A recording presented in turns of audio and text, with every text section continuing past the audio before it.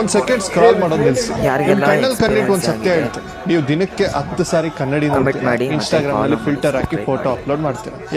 ಯಾಕಂದ್ರೆ ನಿಮ್ಮ ಒರಿಜಿನಲ್ ಮುಖ ನಿಮ್ಗೆ ಇಷ್ಟ ಇಲ್ಲ. ನಾನ್ ಕಪ್ಪಗಿದ್ದೀನಿ, ನಾನ್ ದಪ್ಪಗಿದ್ದೀನಿ, ನನ್ನ ಹೈಟ್ ಕಮ್ಮಿ. ಇದನ್ನ ಸೈಕಾಲಜಿಯಲ್ಲಿ ಬಾಡಿ ಡಿಸ್ಫೋಮಿಯಾ ಅಂತಾರೆ. ನಿಮ್ಮ ಬಗ್ಗೆನೆ ನಿಮ್ಗೆ ಗೊತ್ತಿಲ್ಲದೆ ಇರುವಂತಹ ಒಂದು ದೊಡ್ಡ ಸುಳ್ಳಿನಲ್ಲಿ ನೀವು ಬದುಕ್ತಾ ಇದ್ದೀರಾ. ಅದೇನಂದ್ರೆ you think you are your body. ನೀವು ಅಂದ್ರೆ ನಿಮ್ಮ ದೇಹ ಅಂತ ಅನ್ಕೋಬಿಟ್ಟಿದ್ದೀರಿ. ಆದ್ರೆ ಸ್ವಲ್ಪ ಲಾಜಿಕ್ ಉಪಯೋಗಿಸಿ, ನೀವು 5 ವರ್ಷದ ಮಗುವಾಗಿದ್ದಾಗ ಇದ್ದ ದೇಹ ಈಗ ಇದೆಯಾ?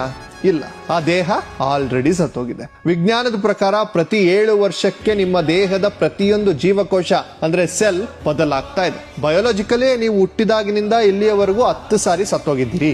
ಆದ್ರೂ ಆ 5 ವರ್ಷದ ಮಗುವಿನಲ್ಲಿದ್ದ ನಾನು ಮತ್ತು ಈಗಿರೋ ನಾನು ಒಂದೇ ಅಲ್ವಾ?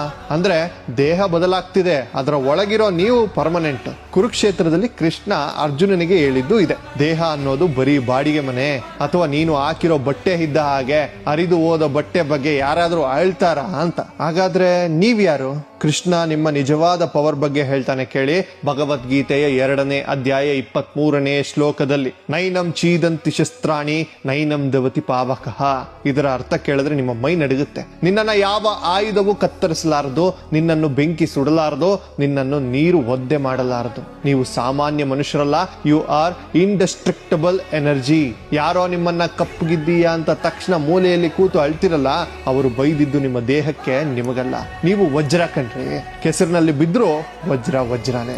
ಈ ಸತ್ಯ ಗೊತ್ತಾದ ಮೇಲೆ ಅರ್ಜುನನಿಗೆ ಸಾವಿನ ಭಯ ಹೋಯ್ತು. ನಿಮಗೆ ಈ ಸತ್ಯ ಗೊತ್ತಾದ್ರೆ ನಿಮ್ಮ ಲೈಫ್ ನ ಅರ್ಧ ಡಿಪ್ರೆಷನ್ ಇವತ್ತೇ ಮಾಯ ಆಗುತ್ತೆ. ಈ ಮ್ಯಾಟ್ರಿಕ್ಸ್ ಬಗ್ಗೆ, ಆತ್ಮದ ಸೈನ್ಸ್ ಬಗ್ಗೆ ಪೂರ್ತಿಯಾಗಿ ತಿಳ್ಕೊಬೇಕಾ? ಒಬ್ಬ ಜರ್ನಲಿಸ್ಟ್ ಆಗಿ ಜೆನ್ಸಿಗಾಗಿ ಒಂದು ಡಾಕ್ಯುಮೆಂಟರಿಯನ್ನ ಮಾಡ್ತಿದ್ದೀನಿ.